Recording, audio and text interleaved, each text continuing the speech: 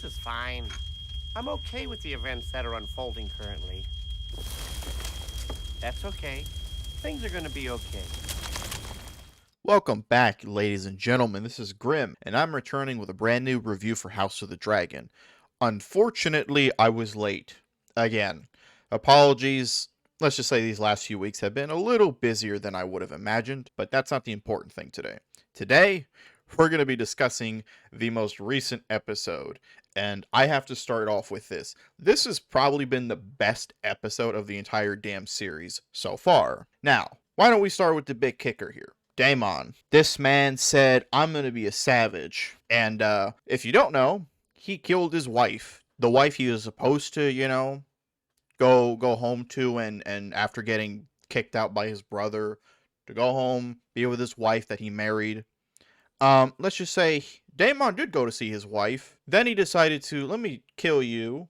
And we go, what the hell just happened? Well, we're not going to find out the reason for it till a little bit later on. But, Daemon killed his wife, and I was like, well, shit. Looks like we're starting this off with a banger. Now, this episode was full of damn surprises all throughout. After this happened, right, we go, what's next on the docket? Well, we have an important conversation between Otto, the former Hand of the King, and Allison. Because, as you recall, Otto got kicked out.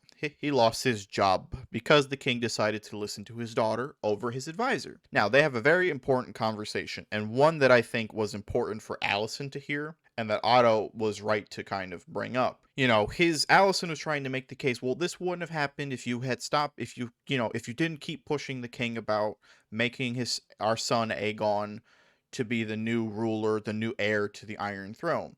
Well, Otto came back with a very simple response. Here's the thing, sweetheart. It doesn't matter. Even if everybody kneeled and pledged fealty to Raenar, the kingdom, the whole Westeros will not accept it. War will happen because she is going to become queen. The day she becomes queen is going to lead to war. Most of the kingdom will probably rebel, or some of it at the very least will definitely rebel. And the other thing is, he also did bring up the fact that, and if she chooses to try and secure her claim to the Iron Throne, she's going to have to take out any potential threats. That includes your children. And given the fact that your son has the name Aegon tied to it, yeah, your son would probably be the first on the chopping block, because having that kind of name means a whole lot of people will place more faith in that. So, it's a very serious conversation, and I think it's a conversation that almost moved the needle for Allison, because her decisions the rest of the show changes, and I can imagine this conversation probably had a very big impact for the rest of is probably going to have a big impact going forward from this episode onward, right? Because of the actions she takes following this conversation with her father. Now, this is not the only important meeting going on. The next one we go to is Corliss and Viserys are meeting for the first time in a couple of years within the timeline of the show, right? This is following the battle on the steps. So, Viserys said, as we learned last episode, he agreed to marry Rhaenyra and Corlys' son, Lenora. I'm trying to figure out the name here, the pronunciation, I should say. But yes, they agreed to marry, Corlys' son and Rhaenyra together. Now, during this whole conversation, some things were exchanged. Corlys tried kind of going, hey, isn't there like a tradition of like taking on the son's last name? I think that was the way it went. And let's just say Viserys wasn't taking that suggestion too kindly, and made a compromise. But the important thing to note was the condition of the king. He was not exactly in the best of shape. His health was pretty down, was pretty crappy to say the least. So that's one thing. The other important thing was the conversation between Corlys and his wife, the queen who never was. They had a conversation where they are concerned for their son, because it's revealed gay, and he has a gay lover, right? And the unfortunate truth is this might complicate a marriage. between a man and a woman. This might complicate the relationship, I should say to say the least, right? So they feared by marrying their son to Rhaenyra, it might lead to their son be her, their son's feelings or his desires being outed, and that might cause a lot of problems down the road for their house in particular, right? And just because of the potential benefits it might bring to the family, the unfortunate downside is almost overshadows it, right? And so there's also not only that, there's also a moment in where Rhaenyra is walking alongside Corliss's son. They're walking, and the important thing to note is I think the maturity in which they're handling the situation. Because look, a lot of people would be rebelling against this. A lot of people, would be, I'm not gonna do this. I refuse to do so. But both of them were mature about it. Because the thing is, Rhaenyra probably knew her cousin was gay. She probably knew all this entire time, and so that's kind of why she kind of went with it, because he seems like a good guy, and also he's gay, so it's like this is going to be really strange. But they seem to come to an agreement where they basically said, in public, we are I'm going to be the queen, and you're my king consort. That's how it's going to function. Behind the scenes, we do what we want to do. Like, that's just, and they agreed to that. Now, Lenora and his lover, seemed all right with the arrangement. They had their fits about it, but they seemed okay with it overall. On the other hand, the same cannot be said as to what happened between Sir Criston and Rhaenyra on the boat ride back to King's Landing. That conversation would have would have a big impact on the events to follow in the episode. They talked about it because this is the first time we actually see them talk about what had happened between them on that night. And as you can tell, Rhaenyra seemed interested in Sir Criston. Like, they seemed okay with continuing this arrangement between them. But let's just say Sir Criston wasn't feeling it that way, right? He suggested the whole cliche of let's run away, let's get away from this, let's get married, all this kind of stuff. And Rhaenyra obviously goes, no, because the Iron Throne is bigger than not only me, it's bigger than my father, it's bigger, its politics influence the entirety of the kingdom. We can't just run away from that. I can't run away from that. And so it leads to Sir Criston saying, so I'm basically nothing more than a whore to you? Because she spills the whole, informs him about the whole, behind the scenes, they get to do what they want to do. And Sir Criston took that as almost as an insult, as I imagine. Because for him, he had nothing. The only thing he had left was his cloak as a member of the Kingsguard.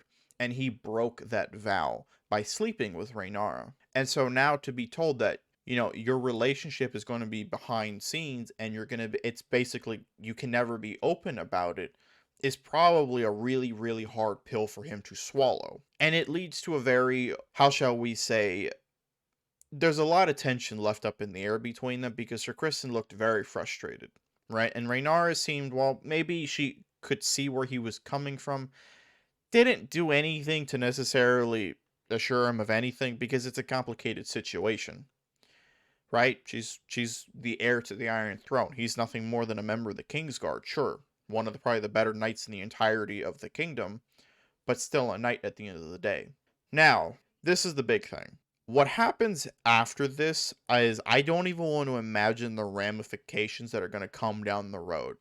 Because Allison, trying to get to the bottom of what had happened between Rhaenyra and this mystery person, decided to ask Sir Criston because Sir Criston is basically Rhaenyra's protector, right? He's the one who oversees her protection out of all the Kingsguard members. Now, she is, obviously still pissed off about what had happened between, her husband and her father. She's still pissed off about it. So she asked Sir Criston thinking he might know. What she did not expect to hear was Sir Criston basically admitting, yeah, I slept with her. I was the one she slept with, right? Where he basically pled for mercy. He was like, please kill me. Don't torture me. Just behead me. Just make it quick. I know I broke my vow. I know what I did was shameful for somebody of my, as a member of the Kingsguard. And yet Allison didn't almost know how to react to it. All she told him was thanking him for being honest. and allowed him to leave. She didn't know what to do because she's like, wait a minute, I thought this was Daemon she slept with. Now you're telling me it's Sir Kristen. Um, this, how shall we say, was a very complicated situation to say the least. And now Allison kind of, in a way, has some dirt on her friend, which I saw this as basically now she has almost blackmail material on her friend because now she has a way to protect her children if Rhaenyra ever goes down that path of let me kill your kids so my claim to the Iron Throne doesn't get challenged in any capacity. Um Now Allison could just go to there and say she slept with a member of the King's Guard, right? She broke her vows. She had sex prior to marriage and gave her virginity to a member of the King's Guard, right? So, that was a moment where I go, okay, this might actually turn out to be a bad situation. Then we have the absolute highlight of the episode, the dinner scene, commemorating the union between the two remaining Targaryen households, or the two remaining Valyrian households, excuse me. So, Daemon shows up. That was an interesting appearance. So he arrives. So we have him arriving, him being accused of murdering his wife. While it wasn't said out loud, it was very much implied. And the new King of the Hand, as well as Viserys, looked at Daemon and went, "You did not," because they kind of looked at Daemon and they went, Did he do that?" And they didn't seem so convinced by Daemon saying, slanders like that can get you beheaded here in King's Landing, or something to that effect, basically threatening him. Even Viserys and the new King of the Hand didn't seem all that much taken back by, those kinds of words. They didn't seem to believe him. We have that whole situation breaking out. Allison showed up to the dinner late, but what she was wearing is what kind of broke the camel's back a little bit, which was she wore the colors of her of the family she comes from, of Old Town, or High Tower, somewhere in that area. I'm trying to remember what I think it was Old Tower or Old Town.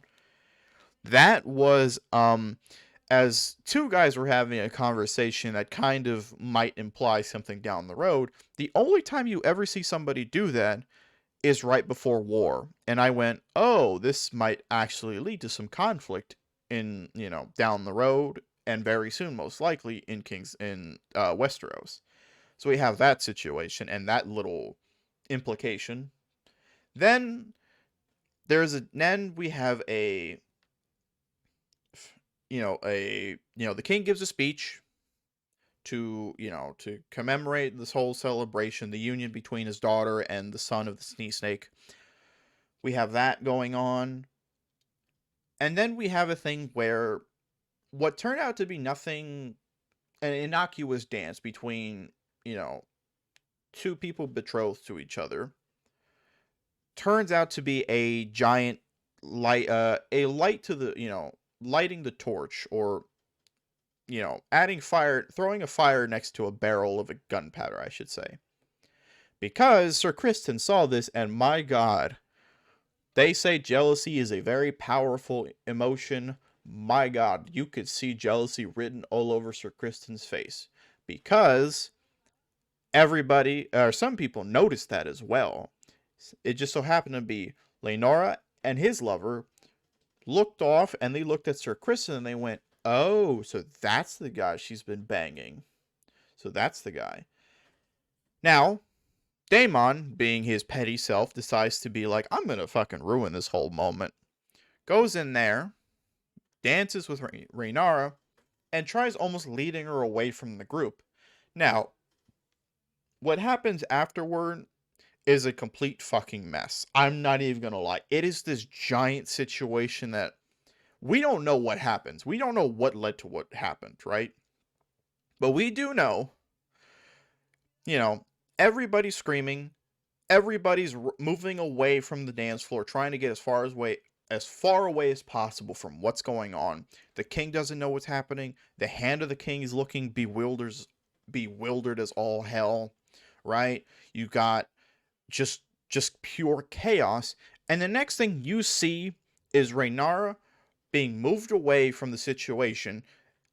You see, and then when we finally, as the audience, get to see it, all we see is Sir Criston bashing, you know, Viserys' son's lover, bashing that dude's face in repeatedly. So, and by the time Sir Criston is finished with the guy, there's not much of a face left because, dude, it looks just caved in. I was like, damn, that takes fridging to a whole new level. So that was wild, right? You had that whole thing. Obviously, the son is devastated to see his lover dead. Um, Daemon, I think he fucked off to God knows where. The king is left in disbelief. Everybody's just watching this whole thing going, what the hell just happened? Then, it's literal, it's glorious.